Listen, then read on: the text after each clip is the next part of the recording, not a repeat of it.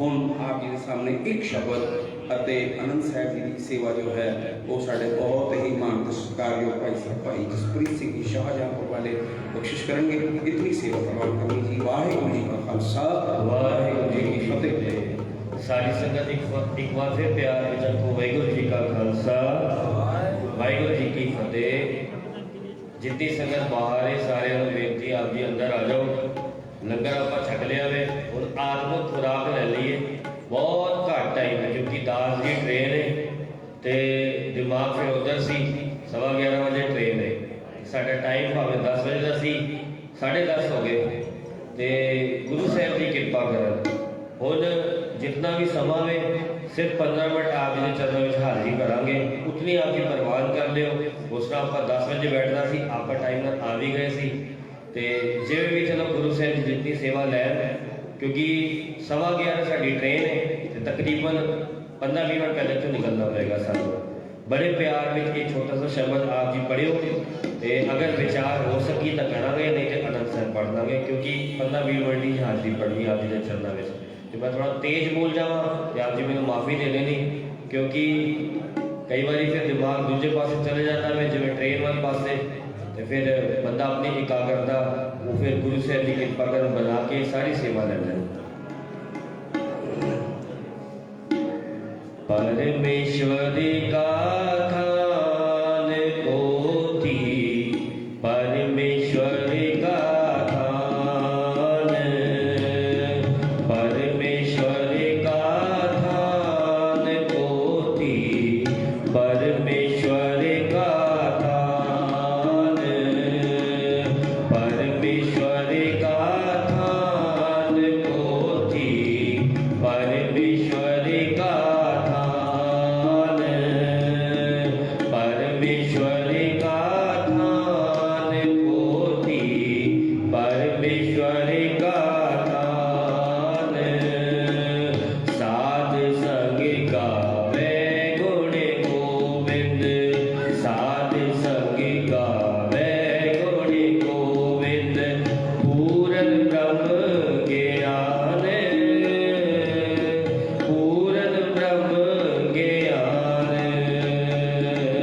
परमेश्वरी का थान पोथी परमेश्वरी का थान परमेश्वरी का थान पोथी परमेश्वरी का थान साधक सिद्ध सगल मुन लोचै साधक सिद्ध सगल मुन लोचै बिरले लागे ध्यान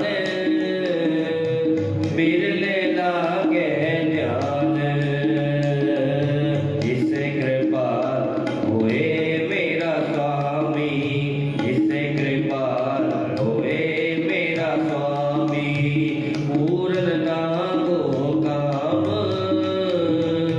पूर्णता को काम परमेश्वरी का थान पोथी परमेश्वरी का थान सारे परमेश्वरी का थान पोथी परमेश्वरी का थान जाके हृदय वसे बै पंजन जाके हृदय वसे बै पंजन तिस जाने सगल जहान तिस जाने सगल जहान इन पल बिसर नहीं मेरे इन पल बिसर नहीं मेरे करते हो नानक मांगे दान करते हो नानक मांगे दान परमेश्वरी का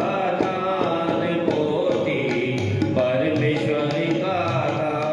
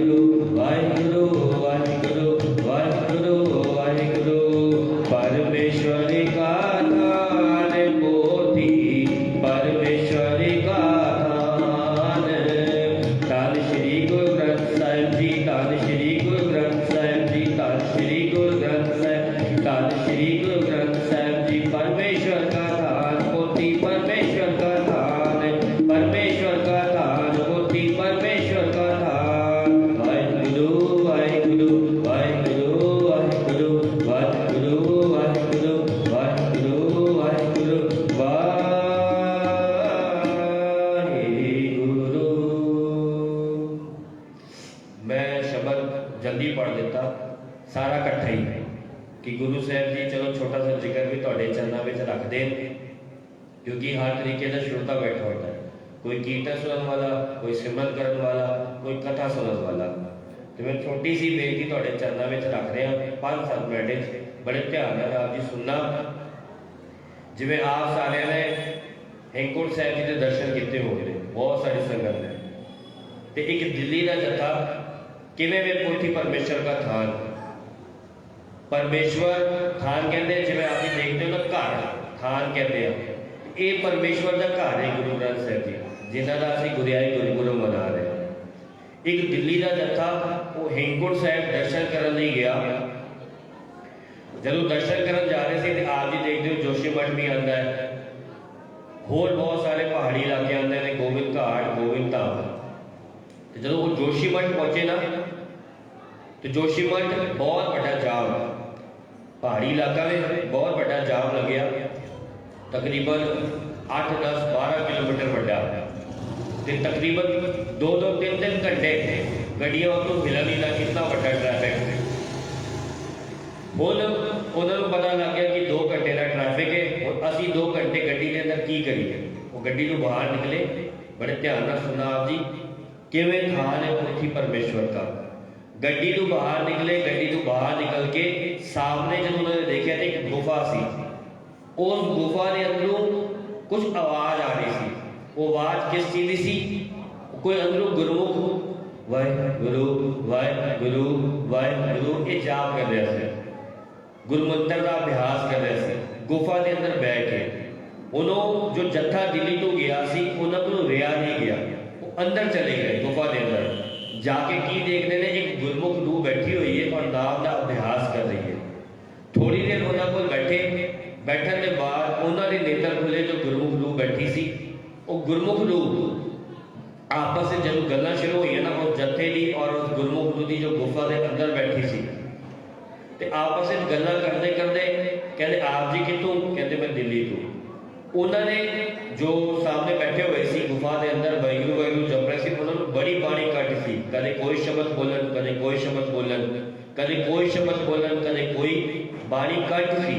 बाणी कट सदका वो शब्द जत्थे के सामने रख रहे थे, तो जत्थे वाले ने भी कहते आप जी भी बहुत बाणी कट होएगी, तुसीं गुरु के कीर्तनी हो। तो गुरु साहब जी की कृपा नाल जत्था बोलता कहता गुरु की कृपा के नाल बहुत बाबा जी ने मेरे आप बाणी कट करते हैं तो कट है। कहते लेकिन आप जी गुफा में हो तो किमें इतनी बाणी कट है? फिर उन्होंने अपना जिक्र सुनाया, जो गुफा के अंदर बैठे सी ना, जो अभ्यास कर रहे सी।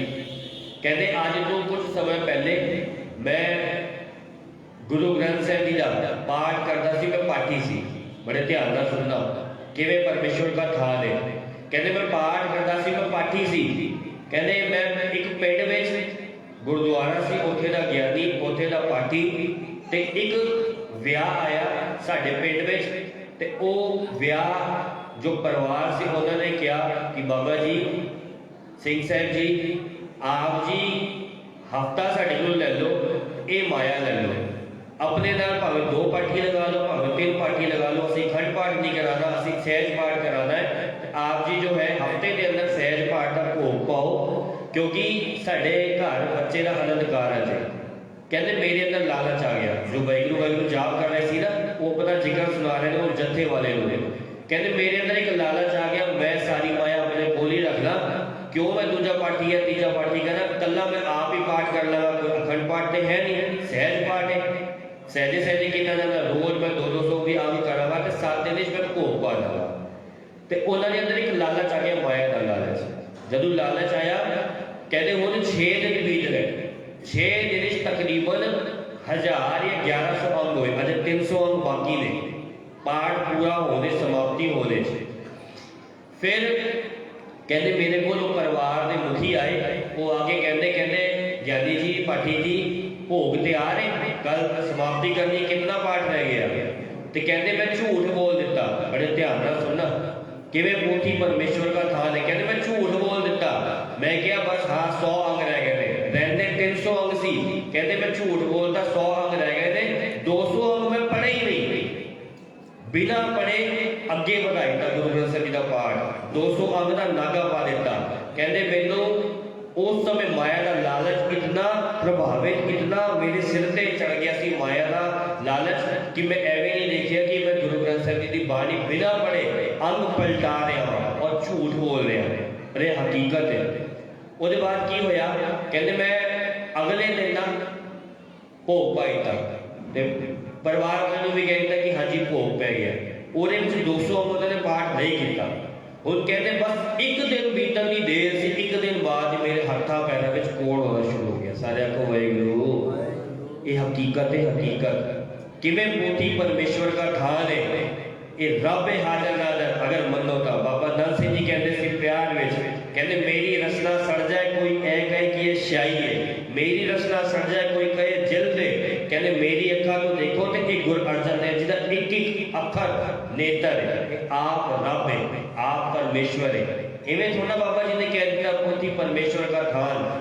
समा बहुत घट है, मेरा मन से बहुत चीज़ां तुहाडे अगे रखा क्योंकि फिर उधर भी आप जाना है, ट्रेन है साडी। ये जो जिक्र तुहाडे अगे रखिया हुए ना, हुण वो अपनी गल सारी सुना रहे हैं।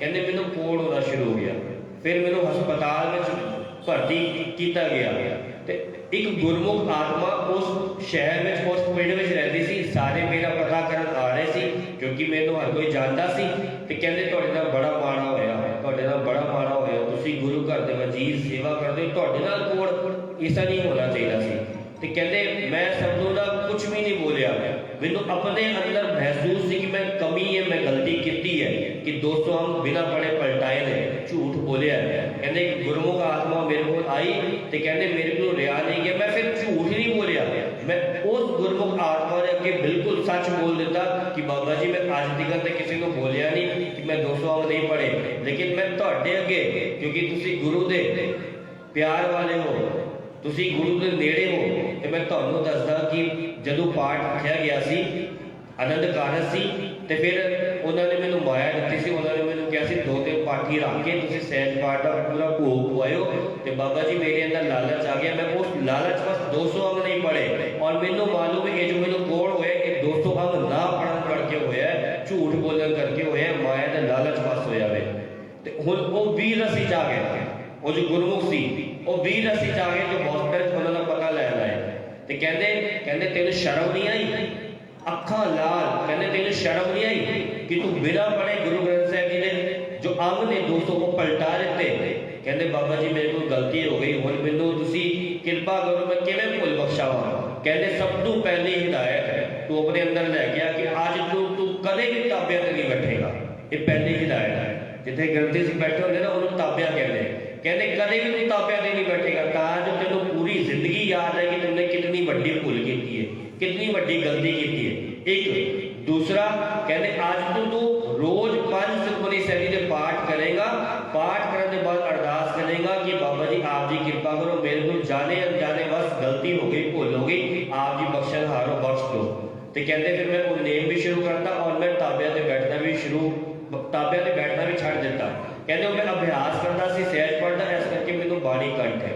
हुण वो जत्थे वाला जो दिल्ली तो जत्था गया सी, कहते आप जी को इतनी वड्डी भूल, लेकिन होते कृपा कहते फिर मैं ताब बैन लगा दिया, हुण मैं दुनिया तो थोड़ा दूर हो जाऊँगा, एकांत में जाके जब तक करांगा। कहते मेरा मोड़ से हुण जो आप जी ने शब्द पढ़े ना पोथी परमेश्वर का ठान, ये हकीकत है।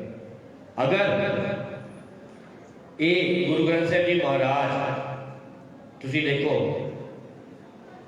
जदों गर्मियां होंदियां ने तो AC लगता है, सर्दियां होंदियां ने तो गर्म कपड़े पहनाए जाते हैं, गर्म वस्त्र पहनाए जाते हैं। वो कारण की है कि असी हाजर नाजर समझते गुरु नानक की जोत और है भी हाजर नाजर। जिवें असी बेड ते सोते हैं ना, गुरु ग्रंथ साहिब जी ने भी बेड है, साफ सुथरा कमरा है।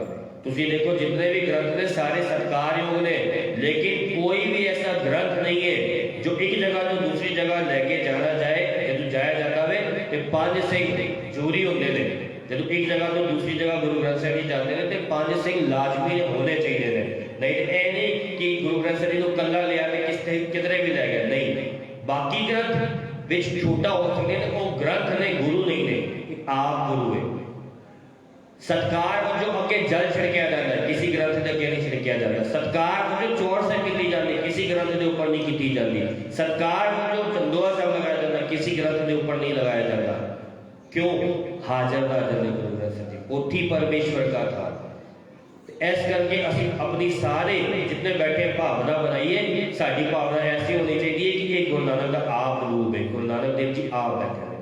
गुरु साहब जी कृपा करें, अपनी सेवा आप दास गली की परवान कर लियो। समा सीमित सी ते इस करके जो है आप इतनी हाजरी भरी है, आप जी असीस देके जाना।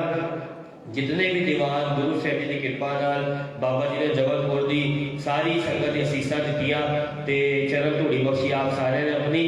जितने भी दीवान बाबा जी ने सेवा ली, बाबा जी का शुक्राना गुरु ग्रंथ साहिब जी का बहुत बहुत कि बाबा जी आपने तरस करके सारी सेवा ले ली। तकरीबन मेरे ख्याल 7 या 8 दीवान हो गए।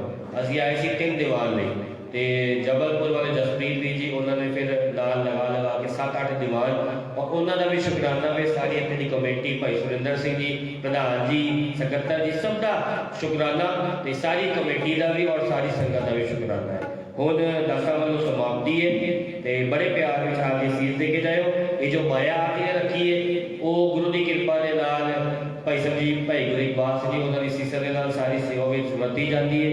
आप ये सीस दे के जाओ बड़े प्यार में। आनंद साहब जी का पाठ ते नाल ही समाप्ति। हुण असीं इत्थों ही आप जी कोल विदायगी ले लेनी, सीधे स्टेशन जाना वे ते साडी ट्रेन है। गुरु साहब जी कृपा करन असीसा दे के भेजियो कि बाबा जी होर जिथे भी समागम जिथे भी सेवावां ने वो निमरता निर्मलता विच ले लैण।